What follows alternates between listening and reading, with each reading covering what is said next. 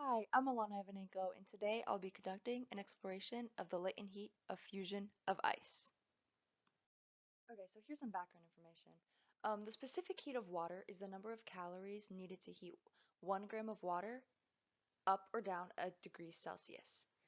So the accepted value is 1 calorie per gram degrees Celsius.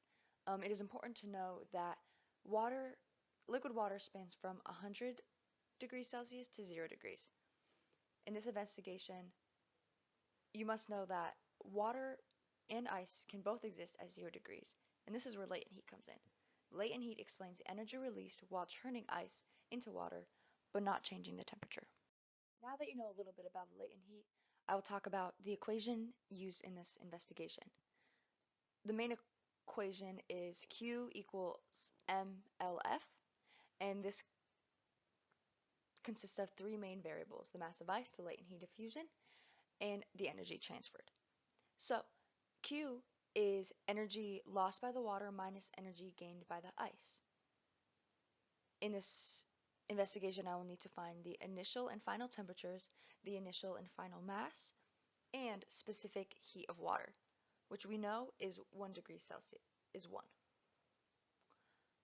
The specific latent heat of fusion of ice is 80 calories per gram. The independent variables of my investigation will be the amount of ice added to the room temperature water. For the first variation, I will start at 250 grams and decrease by an interval of 50 grams each time. The dependent variable will be the final temperature once all the ice has melted. This final temperature will depend on the amount of heat energy used to melt the ice. Okay, so I had three constants in my investigation. The first was the initial mass, which was 1,000 plus or minus 1 gram. The second was the external temperature, which ranged from 23.3 to 23.5 degrees Celsius. And the third was the initial temperature of the water, which was 23.77 minus 24.36 degrees Celsius. Okay, so here I have my materials list. The first is a digital scale, then a graduated cylinder. I needed a plastic beaker, ice trays, water, ice, the TI Inspire CX, an experiment cradle, a surface temperature sensors, and a styrofoam calometer. Okay, so this is the procedure I followed. First, I began freezing some water, and then I set up my TI Inspire CX experiment cradle and surface temperature sensor and set the duration to 800 seconds.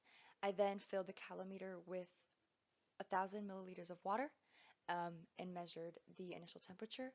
I then took out the approximated number of ice cubes as seen in figure 1, and I placed them on the counter and allowed them to melt to reach 0 degrees. Okay, so after I let the ice reach 0 degrees, I placed it in the calometer and recorded the mass as well as beginning the trial. You could see an example of a trial in figure 3, and you could just see the temperature decreasing as the time goes on. After all the ice is melted, I recorded that final temperature. So after exploration, I had the following results. You could see that in the 5 variations that I had, each had 3 trials. As the mass decreased, the final temperature increased. So this means that the greater the mass of ice, the more energy was needed to melt that ice entirely, and this energy was taken from the heat of the water. So to find the average of each variation, I used the equation seen, and to determine uncertainty, I just based it off of some human flaws that could have happened during the exploration, such as adding the ice cube or agitating the container. Some water could have been lost, or lifting the lid, some temperature could have been displaced. Here I have a table of all the averages of my raw data.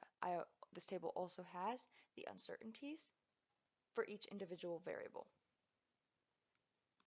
Okay, so you could see my process data in table 3. I just plugged in all my raw numbers into that equation below, and I was able to get the heat transferred in calories. And then in that column labeled calculated uncertainty of heat transferred, I just took my raw uncertainties, used all that mathematical equations needed, and followed those rules, and I was able to obtain them there. Okay, so here I have my data plotted. On the y-axis, I plotted the total heat transferred, and on the x is the mass of the ice. It can easily be shown that the relationship is quite strong and a positive relationship. The slope that I found was 72.27 calories per gram, meaning that in order to melt 1 gram of ice, 72.28 calories is needed. And based off of that original 80 calories per gram, I have a 9% error. Okay, so my strengths of the investigation, I would say, is my method of obtaining a constant temperature in the water. And by using a TI to measure the trial, I could get a more accurate representation of that change in temperature. A couple weaknesses would be the uncoordinated process of dropping in the ice and starting that trial simultaneously, as well as my measurement of getting the exact mass of ice. And then my method of stirring that calometer was a little uncoordinated as well. Okay, so here are some further improvements and extensions. For an improvement, I would try using crushed ice. This will make my mass more easily controlled, and it would increase my surface area, making for a quicker tile time, and I wouldn't have to use that full 4 days to complete the investigation. An extension that I would try is to vary that initial temperature of the solution. The result would determine if the relationship of latent heat is altered by the initial temperature. Okay, so in conclusion, I learned about the importance of latent heat. I learned that that value, 80 calories per gram, will ensure that none of the water on Earth's surface will freeze or melt very quickly. It'll take a lot of energy to do that. I also learned that the value can be derived by quite a simple experiment.